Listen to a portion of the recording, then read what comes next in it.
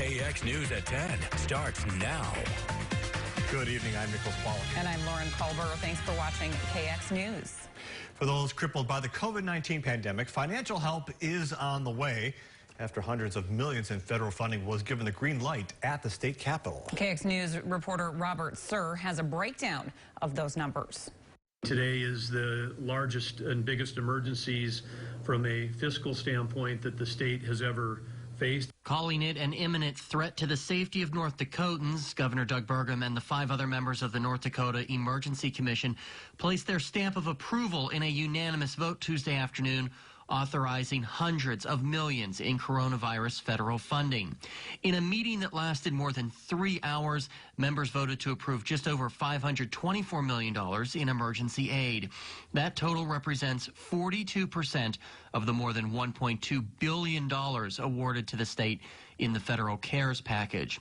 Some of that funding includes $200 million to the Bank of North Dakota for low-interest small business loans, $110 million to keep the state unemployment fund solvent through the end of July.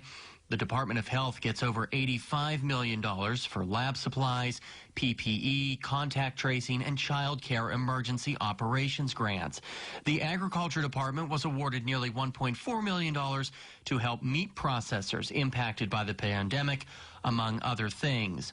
KX News was the only station to speak to the governor after the historic vote and says the money from Washington is already in the Bank of North Dakota, waiting to be distributed. We'll be essentially issuing those directly from the Bank of North Dakota to these entities to help pay for all things that are related to COVID-19 pandemic.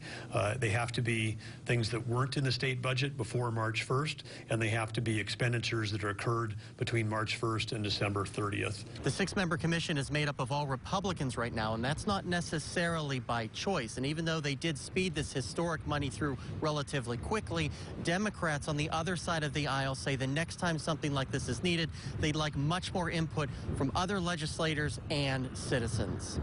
One of those Democrats is House Minority Leader Josh Boucher. He'll be part of Friday's budget section meeting that will issue the final approval of the funds. We are certainly fortunate that the governor consulted legislative leaders as part of this process, but there were certainly communities and districts that weren't represented in those conversations. So our hope is, as we gear up going into the June meeting, that there'll be more input from legislators from around the state so that every community and every North Dakotan has an ability to have a say.